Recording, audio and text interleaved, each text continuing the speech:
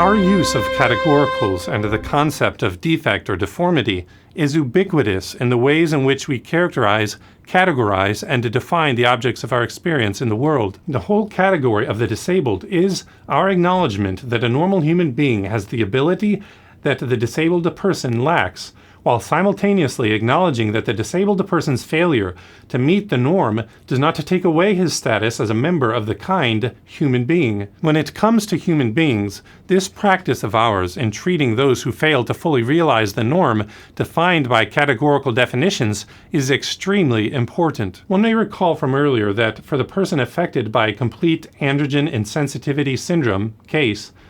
who has XY chromosomes but female genitalia, one possibility for defining such a person was to put the person in a third category that is neither male nor female. Advocates of the transgender movement find this attractive and push for it,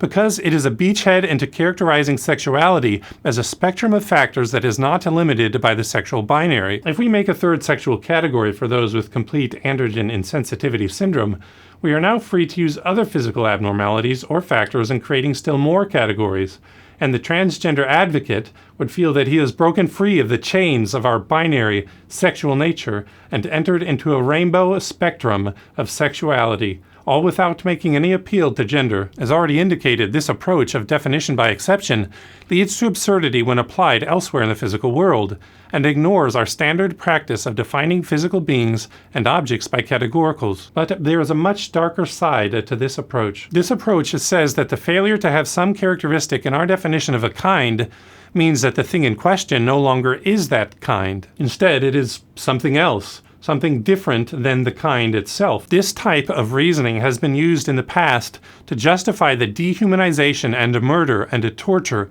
of untold numbers of people. In the time of the German Third Reich, it was the contention that Jews and others did not have the features of supposedly evolutionarily superior Aryan race, and were somehow less valuable or had less dignity than the blue-eyed Germans who had blonde hair. They were viewed as a subhuman. In the enslavement and the torture of black persons, the darker pigment of their skin and other features that were different from whites were used to justify treating black persons as animals that were not the same kind of being as whites. People like my nephew with Down syndrome, born with an extra copy of chromosome 21, have been treated as less than human because their genetic defect was used as justification to put them in a different non-human or subhuman category rather than being treated as a full human born with a particular chromosomal defect. It would be tedious and perhaps somewhat depressing to go through the annals of history and recount how the physical or behavioral differences of groups of human beings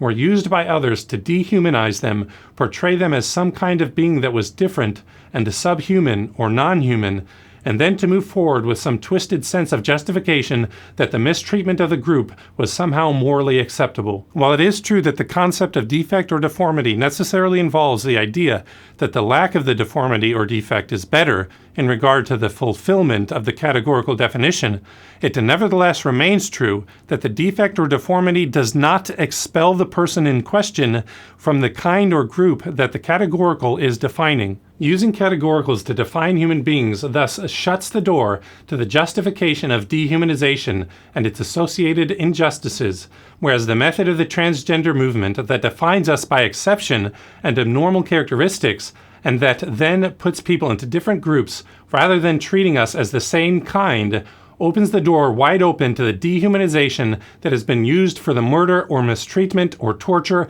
of millions, if not billions, of people in world history. In the end, the presence of sexual abnormalities does not provide an adequate basis to exclude chromosomes, genitalia, and other physical characteristics from the definitions of males and females. Rather, using abnormal cases to constrain definitions of things in the physical world leads to absurdity and is against the universal, or nearly universal, practice of using categoricals for definitions and of employing the concept of deformity or defect for those things with abnormalities that fail to fully realize those categorical definitions. So, despite the attempts of those in the transgender movements to use rare abnormalities to argue for a spectrum of sexuality and of the separation of sex from gender, those rare cases of sexual abnormality will not succeed in accomplishing those tasks. It accordingly remains true that insisting that males can become females and vice versa, and insisting that they should be treated accordingly, leads to absurdity and should be rejected by all those who care about the truth